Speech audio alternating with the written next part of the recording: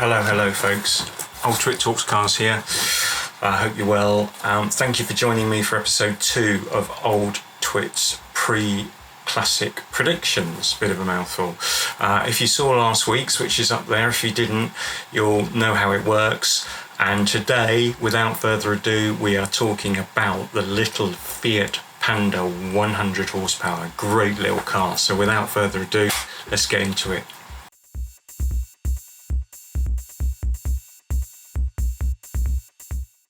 So again, if you saw last week, you'll understand the criteria I use for judging these cars. And here's a quick reminder in case you didn't. Here it comes.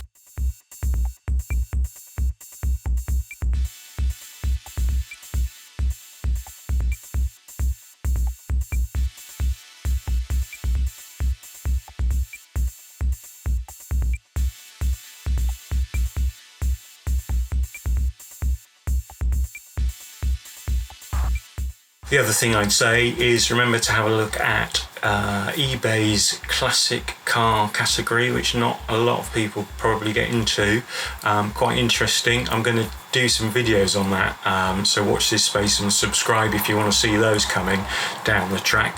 But basically that's giving you a heads up of what cars are selling for, what cars are up and coming, and basically it's a great way to sort of watch trends in the pre-classic market and see how cars are traversing and progressing along that curve of value growth. So I'm going to talk you through that at some point, but take a look at it in the meantime. Just go into Mr. Google and hit eBay classic cars. In terms of then the Fiat Panda 100 HP, following on from the huge success of the Mark I Panda and a production run of nearly 4.5 million units, the second generation launched in 2003 as a 5-door hatchback and was designed by Bertone and went on actually to win the European Car of the Year in 2004, so it was very well received. Interestingly, the car was built only in Poland and not Italy at all, and the Mark II Fiat clocked up only 2.2 million units by the time of its replacement in 2012. Fiat decided that it needed a sportier version of the Mark II Panda to tap into the flourishing warm and hot hatch market of the early 2000s. Consequently, they went and raided the Punto parts bin for an engine, and they came out with the long-standing 1.4 fire engine. Not a fire engine as in a Nino, but a fire engine. The engine was tuned to 99 brake horsepower or 100 PS, and obviously went on to give the car its eponymous name. Over lowlier models, the 100 HP added disc brakes all round, a 6-speed gearbox, which was a first for the Fiat Panda, a sport button, lowered and uprated suspension, much note of which is made of in many of the road tests that you'll see, 15-inch alloy wheels, which I think are pretty nice too, reduced steering assistance, much needed, and a remapped lower speed throttle response. The car was only available in black, white, red, metallic blue and metallic grey, so if you see another colour it won't be the original paint, so that's something to look out for. Fiat also launched a Pandemonium pack. See what they did there? Which added red disc brake calipers, decals and colour-coded wing mirrors, which was an optional extra. The Panda 100 horsepower offers 0 to 60 acceleration time in the early 9 seconds and a maximum speed of around 115 miles an hour. So you can argue it's definitely more at the tepid end of the hot hatch spectrum. However, these cars are very much rated in terms of how they drive, so they're a very eager little thing and almost universally accepted as a great little driver's car. With a pretty meaty, however, 154 grams per kilometre of CO2 emissions, the 100 horsepower was killed off in July 2010 in the context of tightening emission regulations. Let's have a look at how many left. So you'll remember, if you saw episode 1, you'll remember how this works. So howmanyleft.co.uk is my tool of choice. I've obviously plonked here, if you watch my cursor, Fiat Panda 100 in here. and that's given us all the results on one entry, which is quite nice. So if we click into that, you can see when these cars are in their pomp. So obviously they reached a peak of around 1,800 cars in the UK in 2010. And then, to be fair, that's been fairly steady since then. They're starting to drop away a bit, and the cars that are off the road on Sawn have started to climb a bit.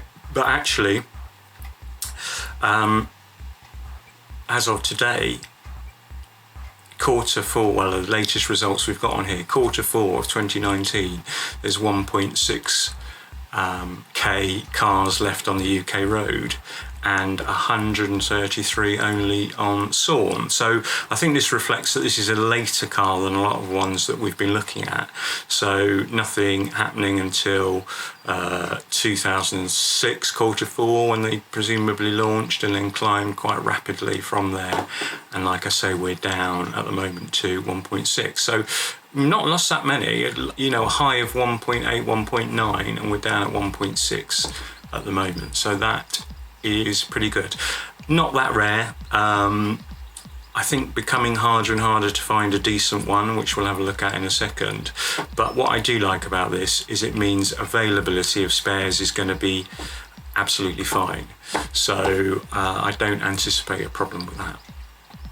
So let's skip on over to our friends at eBay. Now, if I go back a couple of pages on here, you'll remember that I plonk in here Fiat Panda 100 horsepower, and then what I like to do is go down here to the sold listings, which you'll see here, and again that shows me in green cars that have actually sold. So I'm less worried about what people are trying to get for their car, because clearly that it may be an aspiration, may never happen. These first two here, by the looks of things, have sold and then fallen out of bed for whatever reason. That's designated by the green line. So I'm not quite sure what happened with those. That one is in black, so that suggests that car hasn't sold. I would suspect that's because of its mileage, 137,000. Okay, you know, you might be lucky with a car of that mileage, a little Fiat, but I would say you're getting into the realms of needing a massive brave pill, I would think, for that. But however, I always think, you know, if you paid $650 for something and it breaks, you probably get a couple of £100 for the wheels, a couple of £100 for the interior, take a couple of panels off, you've probably made your money back. However, that doesn't help you if you want a car to get you around. So anyway, there's a couple here that jump out at me. The first one here is this little boy, and that was sold on the 24th of May this year, for £1,700. Now, my theory, for what it's worth on these cars are already having a bounce in terms of value. So I would say last year at this time, if you look for one of these cars, that 650, 750 that you just saw for a very high mileage would be more what this car with only 85,000 miles would have made back then. So I think, you know, this one's made £1,700. I think they're already bouncing, so I think now is the time to get involved with these cars. So let's have a little click in here. I mean, it's a nice, remember what I said about the colour, so clearly that is one of the colours, that's the metallic silvery grey colour. It's got the standard wheel. I mean, I think they're a great looking little car. I like the look of this one. I always like, I know it's, you can't really judge anything, but I like to look at its surroundings. If it's got a load of cars in the background, burnt out and on bricks, I'd go, oh, okay. This one looks to be from a nice leafy suburb on someone's drive, so I'd say it's probably been nicely looked after. Oh, look, they've got a lovely little dog as well. That's always a good sign. So anyway, what you get here, you get quite that standard, the quite dramatically tinted rear windows, standard wheels. I still can't see whether they've got coloured brake calipers. So this is all standard stuff, this sort of diffusery thing here, oval tailpipe, that's not, they've stuck that on, but also you get a roof spoiler on these. I just think they're a really chunky little looking car, great looking little thing.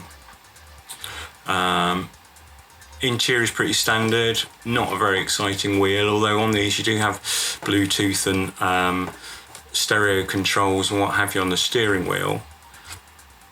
And you get the nice Mark II Panda, which I quite like, the gear lever, which is sticking up in the air. Seats are fabric on here, unlike the lowlier Pandas that had some quite light colours. These tend to be grey and black, so they do hide the marks a lot better than some of the Fiat combinations. I'm just interested to see what's down there. I'm not sure what that is. That looks like a connector block, which shouldn't be there. But anyway, something to have a look when you view a car, if you see anything like that. But other than that, it looks tidy. These have air conditioning as well, which is nice. CD player. 6-speed gearbox, which is important. I think it's quite rare. A lot of these sort of tepid hatches tend to be 5-speed, so that is a nice little enhancement to have. Let's have a quick look, see at the description, see if there's anything of note here. I've only done 8,000 miles in the past 3 years. That's interesting. 5-door, 100 horsepower, previous owners, doesn't that? 85,000 miles. So I think that's a good mileage to get one of these at. I think you've got plenty of life left in them there. Fantastic to drive. One owner prior to myself, so you'd be the third owner if you bought this car. Sad to see it go. Great driver's car.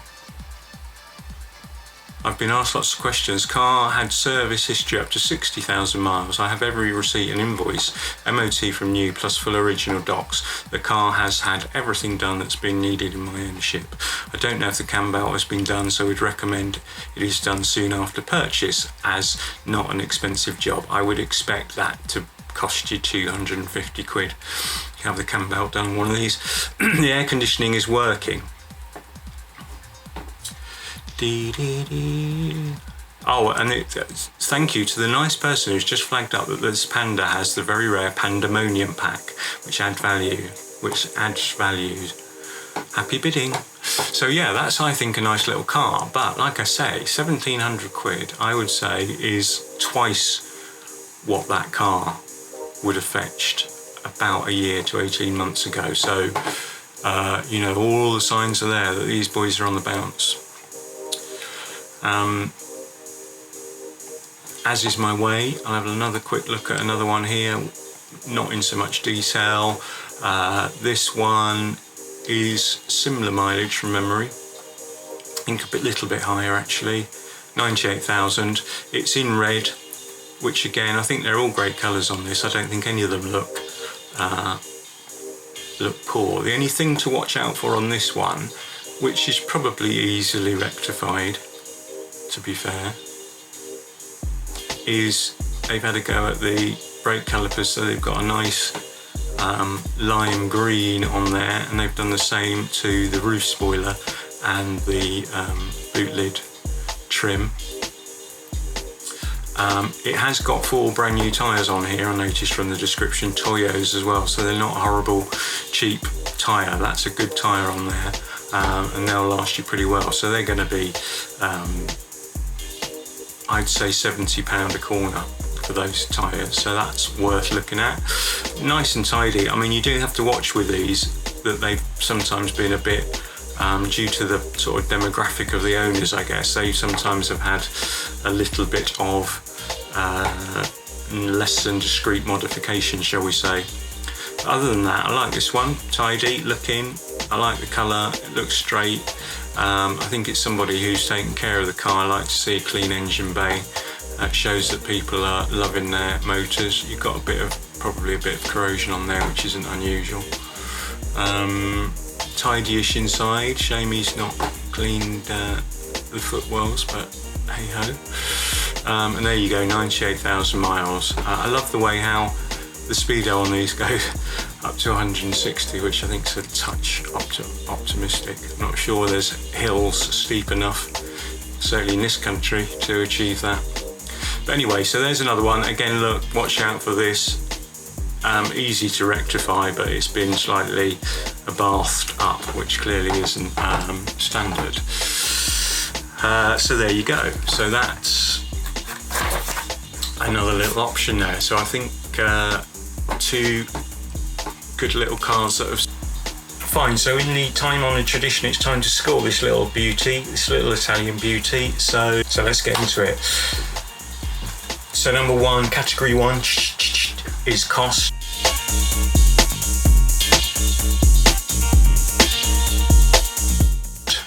Our nominal cost, if you remember back to the criteria, is £2,000 or under.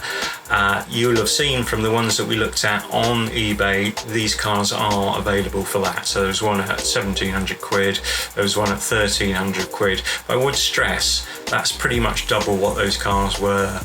Would have fetched probably 18 months ago. So this little baby's, I think, hit the bottom and is bouncing back quite nicely now. So at the moment, I can give this car a 7 for cost because the availability of examples under our £2,000 budget cap. Number two is mileage.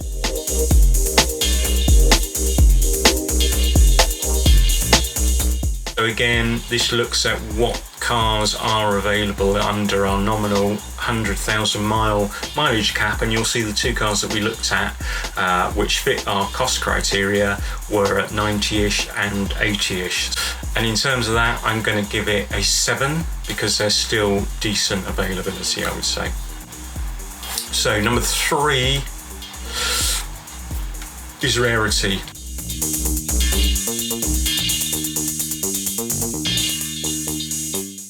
Now we've had a look at how many left.co.uk, and as you can see there's quite a lot of these still, 1,600 from a high of 1,900. So there's plenty about still, which is great for spare availability. They don't seem to come up very often, you know, there was very few on eBay.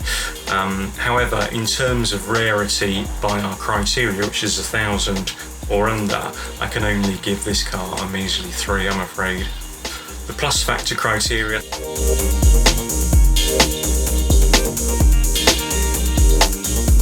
I think there are lots of pluses about this car. I think it's well specified. You've got aircon, CD, Bluetooth, electric windows, blah de blah. 6-speed box, which is really nice on these cars. So I think it's got plenty of plus factors. So based on that, I'm going to give this car a 6. That's 10, but 6 of those 10. Now usability.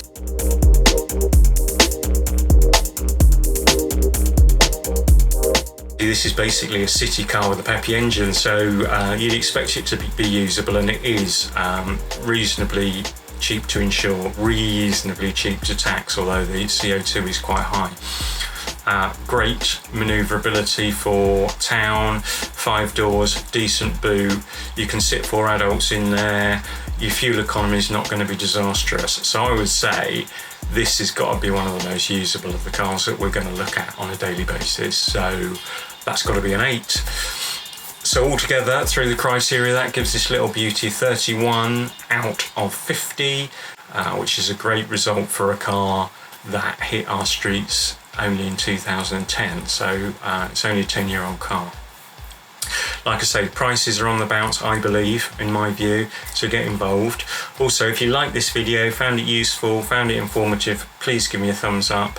I'd love to hear your comments about what I've missed, what I could cover, the cars I should be looking at, and my aspiration is to add one of these videos each weekend. So please make sure you subscribe and hit the bell, and in that way you'll get informed as those videos hit YouTube.